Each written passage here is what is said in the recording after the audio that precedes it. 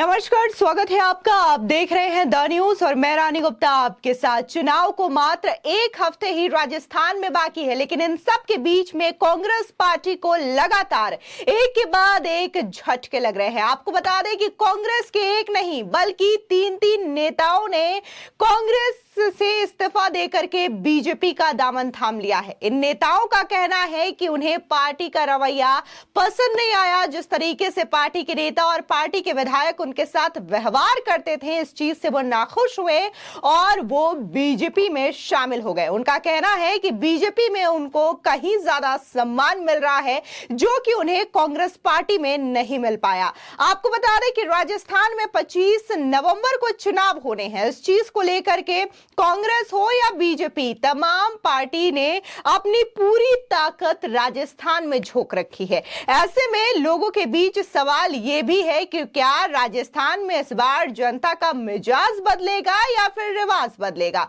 क्योंकि राजस्थान में ये कई दशकों से देखने को मिल रहा है कि वहां पर जो सियासत है कभी एक पार्टी के हाथ में नहीं रहती, यानी कि दोबारा से उस पार्टी की सरकार रिपीट नहीं होती है। जहां 2018 के विधानसभा चुनावों में कांग्रेस की सरकार बनी, तो अब बारी 2023 के विधानसभा चुनावों की है। और कहीं ना कहीं अगर हम जनता के मूड की बात करें, ओपिनियन पोल्स की बात करें या फिर तमाम सर्वे की बात करें, तो इसमें कहा यह जा रहा है कि बीजेपी की सरकार बनेगी।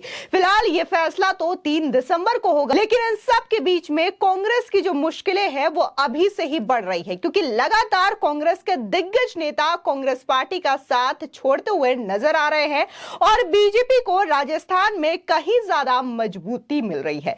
बता दें कि चुनाव से ठीक एक हफ्ते पहले ही राजस्थान में कांग्रेस को 3 बड़े झटके एक साथ लगे हैं। 3 बड़े नेताओं ने कांग्रेस छोड़ बीजेपी ज्वाइन कर ली है। बता दें कि कामा की नगर पालिका अध्यक्ष गीता खंडेलवाल ने बीजेपी प्रत्याशी नौक्षम चौधरी की मौजूदगी में बीजेपी की सदस्यता ग्रहण की।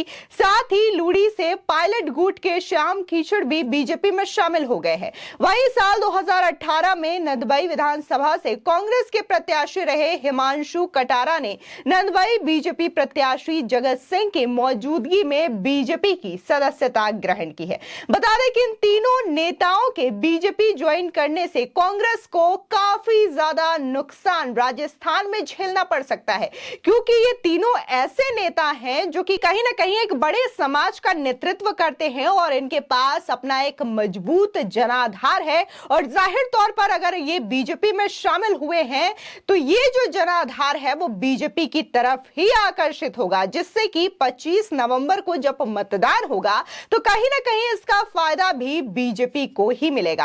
आपको बता दें, दरअसल नंदबई विधानसभा से साल 2018 में कांग्रेस के प्रत्याशी रहे हिमांशु कटारा ने यह बताया कि उनकी कांग्रेस छोड़ने की सबसे बड़ी वजह यह है कि विधायक जोगिंदर सिंह अवाना हिमांशु कटारा एक व्यापारी हैं। उन्होंने बताया कि 2018 जब जोगिंदर सिंह अवाना बीएसपी से जीतकर विधायक बने, उसके बाद उन्होंने कांग्रेस ज्वाइन कर ली। विधायक बनने के बाद जोगिंदर सिंह अवाना ने उन्हें व्यापार नहीं करने दिया, वो उन्हें बेवजह परेशान करते रहे। कई दफा हिमांशु कटारा ने कांग्रेस के बड़े नेताओं से जोगिंदर सिंह अवाना की शिकायत की, लेकिन कोई असर इस चीज का नहीं हुआ। इसलिए उन्होंने यह तय किया कि कांग्रेस को छोड़कर वो बीजेपी ज्वाइन कर लेंगे।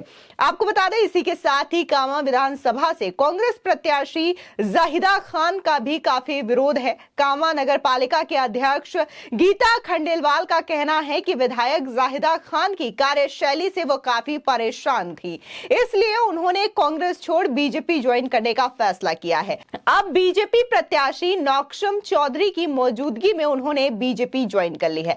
आपको बता दें कि जिन जाहिदा खान की बात हो रही है उसको लेकर के कई दफा ये चीजें देखने को मिली है कि जब उन्हें टिकट दिया जा रहा था तब भी इस बात का काफी ज्यादा विरोध कांग्रेस कार्यकर्ताओं के द्वारा किया गया। बाकायदा जब उन्हें टिकट देने की बात कही जा रही थी तो कांग्रेस के जो कार्यकर्ता हैं हाथों में पोस्टर बैनर लेकर के जम करके राजस्थान कांग्रेस दफ्तर में प्रदर्शन करते हुए नजर आए थे। लेकिन इन तमाम चीजों को दरकिनार करते हुए कांग्रेस आला कमान ने जाहिदा खान को टिकट दिया और इसी चीज से काफी ज्यादा कांग्रेस के नेताओं में भी नाराजगी देखने को मिली, जिसकी वजह से गीता खंडेलवाल ने बीजेपी की सदस्यता ग्रहण करना ज्यादा मुनासिब समझा और वो इस वक्त बीजेपी में शामिल हो गई हैं। वहीं अगर हम श्याम कीचड़ की बात करें तो पायलट गुट से ज्यादा जुड़े हुए वो माने जाते हैं और जिस तरीके से वो विश्नोई समाज से आते हैं तो उनके पास भी एक मजबूत जनाधार है।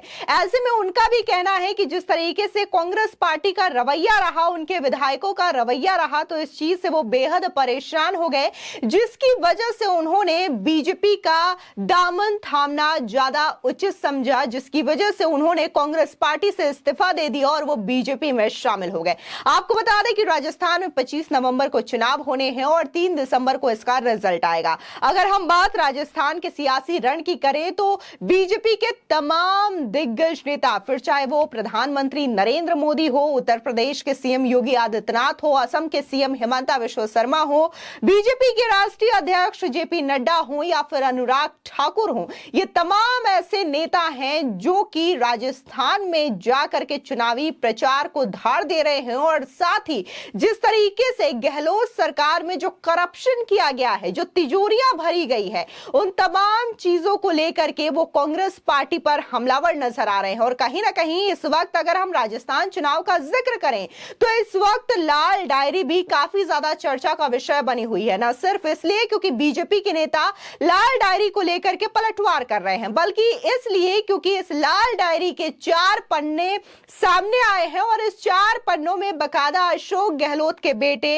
वैभव गहलोत का यह कबूलनामा है कि राजस्थान में अशोक गहलोत की जो सरकार है वो रिपीट नहीं होगी। दरअसल ये जो लाल डायरी है उसके 4 पन्ने राजेंद्र सिंह गुड़ा ने कुछ समय पहले ही मीडिया के सामने रखे और उन्होंने इस डायरी में बकायदा यह दिखाया कि कैसे वैभव गहलोत ये कह रहे हैं कि मुझे पता है कि इस बार भी पापा की सरकार रिपीट नहीं होगी और इसका कारण खुद अशोक गहलोत ही है, जिसकी वजह से उनकी सरकार हर बार रिपीट नहीं कर पाती है। और कहीं ना कहीं अगर हम राजस्थान की बात करें तो ये चीजें हमेशा से ही देखने को मिल रही है कि राजस्थान में सरकार रिपीट नहीं होती है।